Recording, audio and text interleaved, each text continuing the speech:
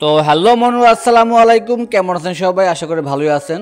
Blog by শান্ত নতুন আরও একটি ব্লগ ভিডিওতে আপনাদেরকে স্বাগতম। চলে আসছি নতুন আরও একটি ব্লগ ভিডিও নিয়ে। আজকের ভিডিও আমাদের সিলেট ভ্রমণের তৃতীয় স্থান রাথারগুল। তো চলেন শুরু করা যাক আজকের ভিডিও। আমরা অলরেডি হাইয়েস্ট নিয়ে যে রাথারগুলের নৌকা ঘাট থাকে ওটার উদ্দেশ্যে যাচ্ছি এবং কিছুক্ষণের মধ্যে পৌঁছে যাব। আসসালামু আলাইকুম ওয়া রাহমাতুল্লাহি ওয়া বারাকাতুহু। May I come in?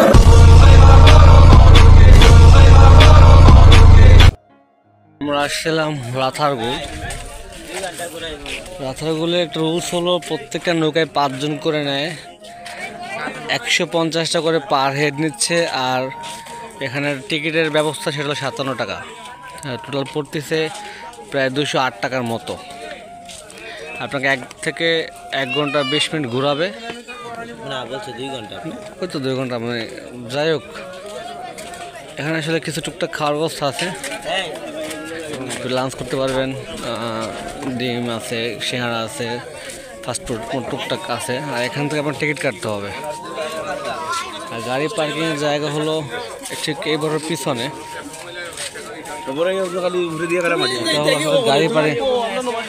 গাড়ি পার্কিংয়ের জায়গা। এখানে যত পার্সোনাল গাড়ি আসে এখানে পার্কিং করা হয়। সেখানে রুলস আছে। রাধাকুল বিশেষ জীববৈচিত্র্য সংরক্ষণ এলাকার নৌকা ভ্রমণের ফি প্রতি ডিঙ্গে নৌকায় 1 থেকে 5 জন 750 টাকা প্রত্যেকটা নৌকা। আদেশক্রমে উপজেলা প্রশাসন গোয়াইনঘাট সিলেট। প্রয়োজনে কল করুন এই নাম্বারে।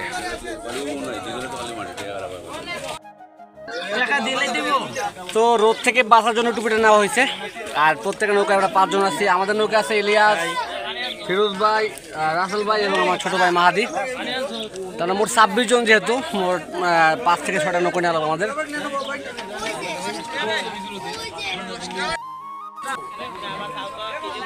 তা আমাদের মোট 5টা নৌকা নেওয়া হয়েছে, প্রত্যেকের নৌকায় 5 জন করে, মোট 5 থেকে 25 জন। বাট একটা মনে হয় বেশি যাবে, তো 26 জন যেহেতু আমরা। প্রত্যেকে পাহাড়ি নিয়ে 200 করে। আমরা কোথায় যাবো? সুন্দরবন। ঠিক আছে, সবাই বসে আছে, কেউ টুপি করে, কেউ ছাতা দিয়ে। আচ্ছা, আমরা রাথারগুলোর উদ্দেশ্যে বের হয়ে গেছি ইনশাল্লাহ। আমরা মোট 5টা নৌকা আমরা রিজার্ভ করেছি। আমাদের পাইলট সাহেব, নাম কি আপনার? তুহিন। আচ্ছা ভাই, আমরা কতক্ষণ ঘুরবো? 2 ঘন্টার মতো ঘুরবো। তো আসলে কত করে নিচ্ছে আমাদের পার হেড প্রত্যেকজন? 750 টাকা। আচ্ছা, আর এই টিকিট আছে আপনারা 5750 টাকা। আচ্ছা আচ্ছা, যাই হোক, আমগো লাগছে 50 টাকা করে। তো মোট প্রত্যেকে পার হেড পর 200 করে পড়ছে, 10 টাকা কম রাখছে কোনোভাবে আর কি। আর এখন মূল বিষয় হলো আসলে আমাদের তারা রেখে আসবে, আর সে বলছে আমাদের পরে টাইম মতো ইনশাল্লাহ নিয়ে আসবে। যাই হোক, আমরা আশাবাদী সেটাই করবে। আসলে সব থেকে খারাপ লাগতেছে পানির পরিমাণ খুবই কম। হ্যাঁ, খুবই কম। এই সময় আসলে আপনি পানি পাবেন না, তো বাইরের ভিউটা, গাছের ভিউ দেখতে পাবেন, এইটুকুই। তো তাও দেখা যাক, আমরা মাত্র যাত্রা শুরু করলাম, হয়তো সামনে আরও ভালো কিছু পেলেও পেতে পারি।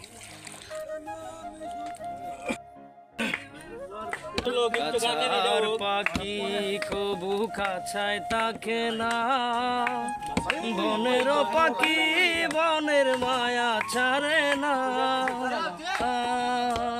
পাখি যায় উড়ে যায়, আমার হৃদয় ভেঙে যায়। এখানে মূল ভিউ হলো এটাই। এই যে নৌকায় করে ঘুরবেন, চারপাশের মনোরম দৃশ্য দেখবেন। ভাই কেমন লাগছে ভাই ঘুরা? তাই সিরিয়াসলি গুড। ভাইরা মাত্র আসলো আর আমরা যাচ্ছি। আসলে আমরা একটু প্রথম নিরাশ ছিলাম, কেননা মনে হচ্ছে যে পানি নাই, যেহেতু ঘোরাটা কিভাবে হয়। কিন্তু তাদের রিভিউ দেখে মনে হচ্ছে যে মাশাআল্লাহ ভালো কিছু হবে, নাকি ভালো কিছু হবে। তারা ঘুরে চলে আসছে আর আমরা যাচ্ছি। একটু টুকটাক ধাক্কাধাক্কি হবে। কাগজের ফুলে কবু ভ্রমর আসে না, মরা গাছে কখনো ফুল ফুটে না। জীবনে খাতা শূন্য থেকে যায়, আমি লিখব কোথায় তুমি বন্ধু আমার চির সুখে থাকো আমি একা সুখে দুঃখে হেসে যাব।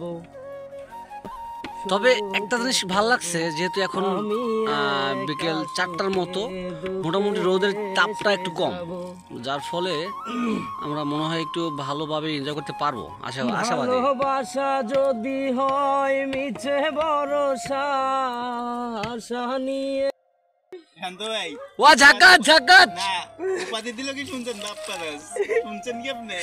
ওয়াও এটাই ভিউ, দিস ইজ ভিউ, অসাধারণ তাই না?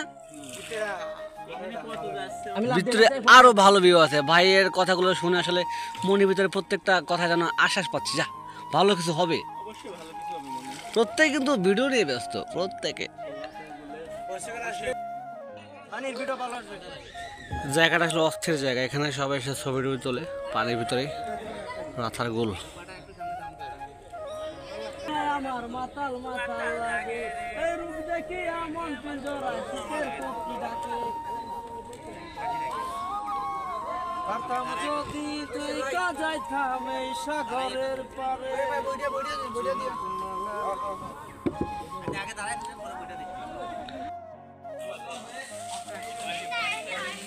চলো নিজ নিজ করে ফিরে যাও।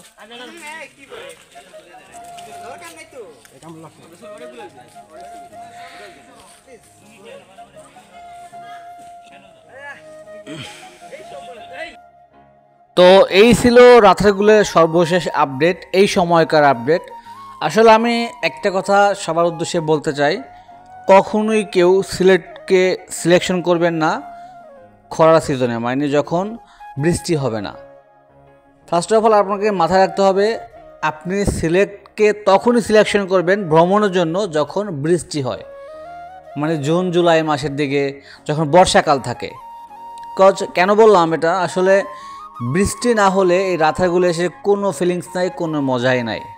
পানি পাবেন না, হালকা কিছু পানি থাকবে, মানে ছোটোখাটো গ্রামগঞ্জে যে নৌকা চলাচল করার জন্য যে ছোটো ছোটো খাল থাকে, এরকম কিছু পেয়ে যাবেন, কিন্তু কোনো ফিলিংস থাকবে না। সো অবশ্যই আপনি রাথাগুলো আসলে বর্ষাকালকে সিলেকশন করবেন, বর্ষাকালে আসবেন, ভালো এনজয় করতে পারবেন। কারণ আমরা আসছি এমন একটা সময়, এখন একেবারেই পানি নাই, খুবই দুর্বিষহ অবস্থা। আমরা এসে একদম বোকা হয়ে গেছি। যেমনটা ছিল সাদা পাথর আমরা ওদের পানি পাই নাই, সেমভাবে আমরা রাতেরগুলো এসেও ওরকম ডিসঅ্যাপয়েন্টেড হয়ে গেছি, কোনো পানি নেই, জাস্ট হতাশা। সো সবাই ভালো থাকেন, সুস্থ থাকেন, অবশ্যই সিলেট আসেন, ঘুরতে আসেন, তবে সেটা বর্ষাকালে। থ্যাংক ইউ, আল্লাহ হাফেজ।